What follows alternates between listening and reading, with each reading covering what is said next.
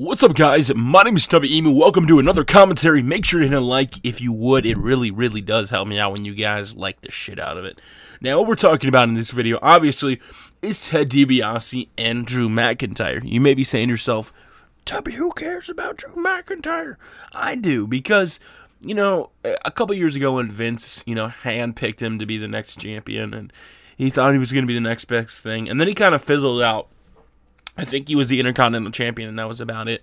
Where does that leave Drew McIntyre now? Now he's in a storyline where he got drafted over to SmackDown, and he's pretty much gone to shit. He wasn't on TV and Raw for months and months and months. And, he's finally back on SmackDown, and Teddy Long says, we're paying you way too much, playa. And if you don't start winning, we're going to have to fire you. He lost, and then he lost again to Santino last week. And it's kind of like, I think it's really funny, to be honest with you. And it comes down to the point where, what do we think is going to happen with Drew McIntyre? I don't think the WWE would purposely put him through a losing streak, to actually fire him. So I'm pretty sure that's out of the line. But where does Drew rebound? Because all the big superstars are kind of embroiled in a feud right now. So even if he did come back, what happens? Does he have to make a mid-card run? I mean, could he face Cody Rhodes? If this pisses him off enough where he gets mad and he kind of goes heel and really starts to beat the shit out of people, Cody Rhodes is already heel.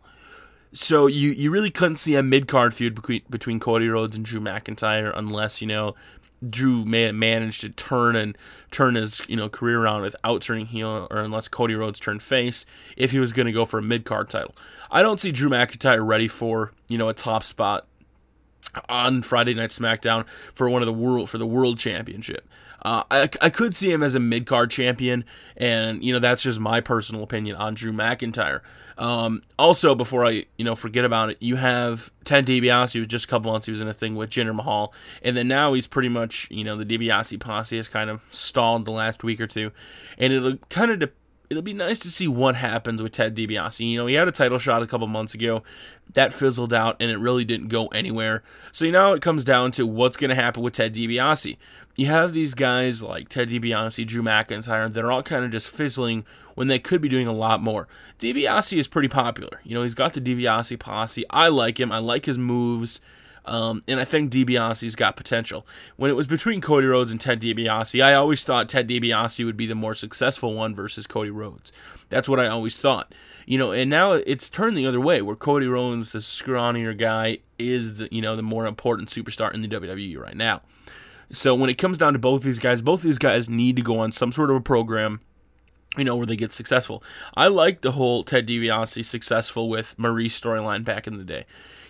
Now you got Drew McIntyre who's stuttering around, guys. What do you think is going to happen with Drew McIntyre?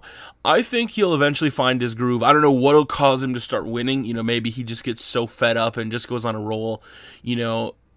I think it could happen, and I was going to bring up something else from Monday Night Raw, but I'm going to save that for another video.